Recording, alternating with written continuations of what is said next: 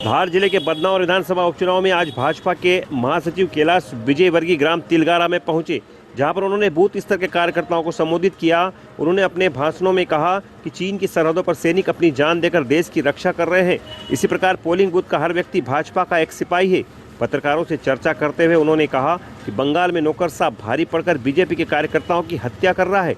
इतना ही नहीं, हमारे कार्यकर्ताओं की शूटर का सहारा लेकर हत्याएं भी की जा रही है। आगे बंगाल के विषय में कहा कि वहाँ की राजनीतिक हिंसक हो चुकी है, वहां पर विपक्ष को कुचला जाता है। वहीं प्रदेश में विधानसभा उपचुनाव में कांग्रेस के द्वारा खरीद फरोख्त कार्ड खेलने के बारे में कहा कि मध्य प्रदेश की जनता तो समझदार है, वह डेवलपमेंट को देख रही है और कांग्रेस के भ्रष्टाचार को देख चुकी है, इसलिए इस चुनाव में भाजपा की ही जीत होगी। किसानों को क्या चाहिए? सड़क चाहिए, बिजली चाहिए, पानी चाहिए, खाद चाहिए, बीज चाहिए और कुछ पैसा चाहिए। किसानों के खाते में पैसे डालने का काम प्रधानमंत्री निधि योजना के अंदर 6,000 आता था। छोटे किसान है यहाँ पर, उनको 10,000 करने का काम किसने किया है? तो शिवराज सिंह चौहान ने किया है। प्रत्येक छोटे किसानों के खातों में 10,000 रुपए की राशि आएगी। सड़क बिजली पानी की हम बात करें तो सड़क बिजली पानी किस प्रकार की सड़कें देने का काम 2,000 करोड़ रुपए का काम आदरणीय राज्यवर्धन सिंह जी आपके बीच में लेके आए हैं।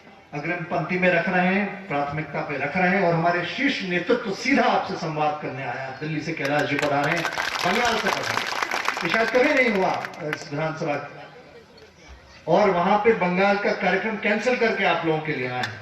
तो ये मैं इसलिए कह रहा हूं, जब किसी पार्टी का राष्ट्रीय महासचिव जो एक समूचे राज्य का प्रभारी हो, जहां पे सरकार बननी हो, जहां समूचे राज्य के चुनाव होने हो, जब वो एक राज्य को छोड़ के राष्ट्रीय महासचिव धरा पे आता है, तिलगारा में आता है, आपके बीच में आता है, आपके सम्मेलन पे आता है, आपसे संवाद करने आता है, तो विषय की गंभीरता को समझिए, पार्टी का आपके प्रति भाव है उसको समझिए, आप उनकी प्राथमिकता है इस बात को समझिए। भारतीय जनता पार्टी में आओगे तो ये तो मंत्री बनी गए, तुमको ही मंत्री में बनाऊंगा, ये प्रॉमिस कर रहा हूं। देखिए,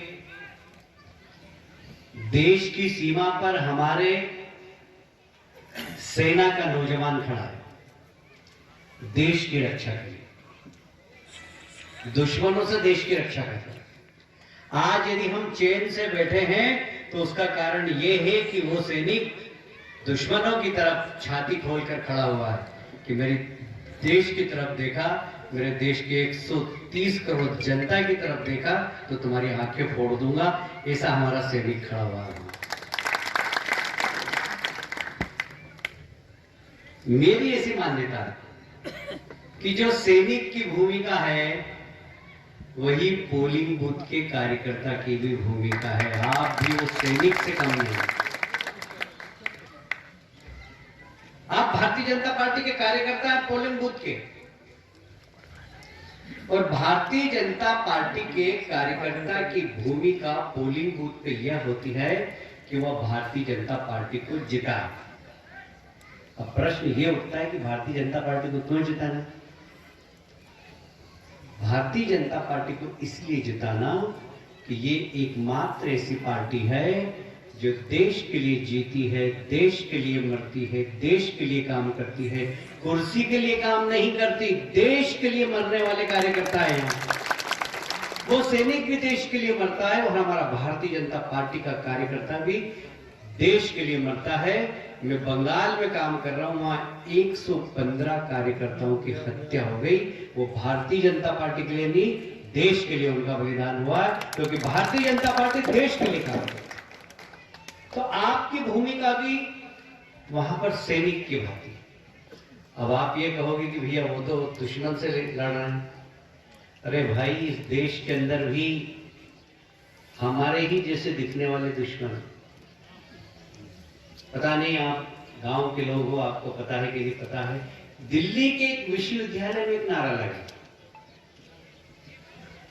भारत तेरे टुकड़े होंगे इंशाअल्लाह इंशाअल्लाह। आपको मालूम है? मालूम है? कितने लोगों को मालूम है? आप सबको मालूम है? क्या जल्दी चाहिए? वो आतंकवादियों के समर्थन में नारे लगाते, वो देश के खिलाफ नारे लगाते।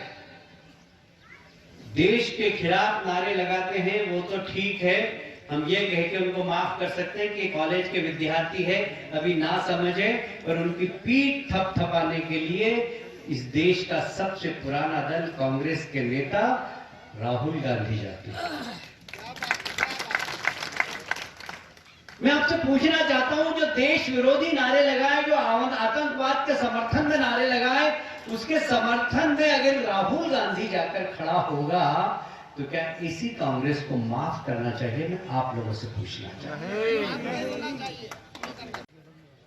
ऐसी बोलना है, आपको मालूम है कि नहीं कि चीन की सेना हमारी सीमा पर खड़ी है और हमारी सेना चीन की तरफ छाती खोल कर खड़ी हुई, मालूम है कि नहीं मालूम? मालूम है ना? वो जो भारत के सैनिक हैं, वो देश की सीमा पर खड़े हुए हैं, अपना घर छोड़कर, अपना परिवार छोड़कर, हमारी रक्षा के लिए। किनकी रक्षा के लिए? हम सब की रक्षा के लिए। उनके पास तक हमारी आवाज पहुंचना चाहिए।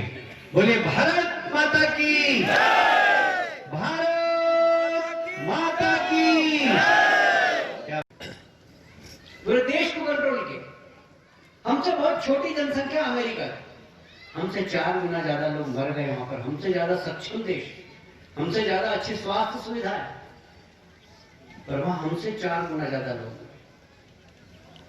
और हमारी जनसंख्या के हिसाब से अमेरिका की तुलना में हमारे यहाँ मौत हुई है, बाकी बहुत कम हुई है, क्योंकि हमारे देश के प्रधानमंत्री ने इतने बड़े देश को परिवार मानते हुए और परिवार के मुखिया की हैसियत से सारे देश के 130 करोड़ जनता से कहा कि जनता कर्फ्यू तो लोग घर के अंदर रहे, लॉकडाउन तो लोग घर के अंदर रहे।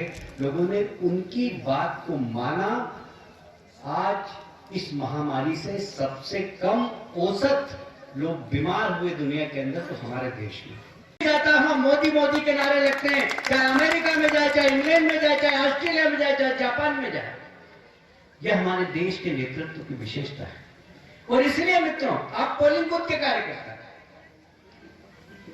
आपकी भूमिका इस देश के अंदर जो आंतरिक ताकतें हैं, जो ऐसी ताकतें जो इस देश को खतरा पैदा कर रही है, उससे संघर्ष करने के लिए। यदि भारतीय जनता पार्टी जीतती है तो ऐसी ताकतें, देखिए वहाँ पर प्रजातंत्र है ही नहीं। बंगाल में प्रजातंत्र नहीं है, हिंसा की राजनीति है, प्रतिपक्ष को कुचलना, ये वहाँ की सरकार की मंशा है। और वहाँ नौकरशाही का राजनीतिकरण भी हो गया और नौकरशाही का अपराधीकरण भी हो गया।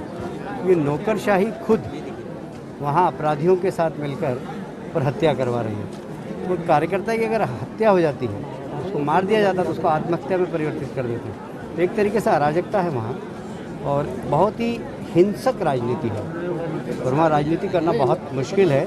कम से कम 125 कार्यकर्ता हमारे मारे गए अभी तक वहाँ पर लगातार। अभी हमारे एक बहुत दमदार कार्यकर्ता मनीष शुक्ला जी को शूटर से मरवाया गया, बाहर से शूटर, बांग्लादेशी शूटर मंगा के उसको मारा गया, स्टेन गन से मारा गया, 19 गोली निकली उसके शरीर से थाने के सामने कोई अपराधी इतनी हिम्मत कर सकता है कि स्टेन गन लेकर आए बिना पुलिस के संरक्षण के। तो ये दुर्भाग्यपूर्ण है कि वहाँ पर एकदम प्रजातंत्र नहीं है। महामहिम गवर्नर साहब ने भी इस विषय में अपनी टिप्पणी की। कैलाश जी, आपने बंगाल में अपनी जान का खतरा बताया है। देखिए वहाँ मेरा क्या, वहाँ हर भारतीय जनता पार्टी के कार्यकर्ता की जान का खतरा है, क्योंकि वहाँ विपक्ष को कुचल दिया जाता है। पहले जब सीपीएम ताकतवर थी तो सीपीएम के कार्यकर्ताओं को मारा उन्होंने, कांग्रेस ताकतवर थी तो कांग्रेस के कार्यकर्ताओं को मारा। अब क्योंकि हम ताकतवर बन गए तो हमारे कार्यकर्ता मर रहे हैं। तो जो ताकतवर पार्टी विपक्ष में होती है उन कार्यकर्ताओं के लिए खतरा होता है। वहाँ भारतीय जनता पार्टी के हर कार्यकर्ता के लिए खतरा है, जो पोलिंग बूथ पे भी कार्यकर्ता हो चाहे बड़ा नेता। मध्य प्रदेश में जो उपचुनाव हो रहे हैं विधानसभा, कांग्रेस खरीद फरोख्त का कार्ड खेल रही है, ऐसे में बीजेपी क्या जवाब देगी? देखिए इस प्रकार की हल्की राजनीति मध्य प्रदेश के मतदाता कभी भी स्वीकार नहीं करेंगे। मध्य प्रदेश के मतदाता जागरूक मतदाता हैं, वो दूसरे राज्यों की तरह नहीं है हमारे यहाँ कि जाति के आधार पर वोट देते हो। हमारे यहाँ डेवलपमेंट का एक एजेंडा है जो बीजेपी के समय से प्रारंभ हुआ है। जो विकास करेगा प्रदेश की जनता उसको वोट देगी। प्रदेश की जनता ने भारतीय जनता पार्टी के विकास को देखा, शिवराज जी के विकास को देखा और 15 महीने के कमलनाथ जी के भ्रष्टाचार वाले राज्य को भी देखा है। वो दोनों को यदि तुलना करेंगे लोग 15 महीने और 15 साल, तो समझ में आ जाएगा। और इसलिए मध्य प्रदेश का मतदाता जागरूक है। अभी मैंने किसानों से पूछा कि आपको मालूम है कि विश्वविद्यालय के अंदर, दिल्ली के एक विश्वविद्यालय में नारा लगा कि भारत तेरे टुकड़े होंगे इंशाल्लाह इंशाल्लाह। मेरे को लगा कि इतने रिमोट एरिया के कि शायद इनको नहीं पता, पर 100% लोगों ने कहा कि हाँ हमें पता। तो आज तकनीकी इलेक्ट्रॉनिक मीडिया इतना सक्रिय हो गया कि पोलिंग बूथ के कार्यकर्ताओं को भी मालूम है कि देश की राजनीति में क्या हो रहा है, और इसलिए भारतीय जनता पार्टी को अपना परिचय देने की ज़रूरत नहीं है। लोगों ने भारतीय जनता पार्टी को देखा है और कांग्रेस की खरीद फरोख्त की राजनीति को प्रदेश के मतदाता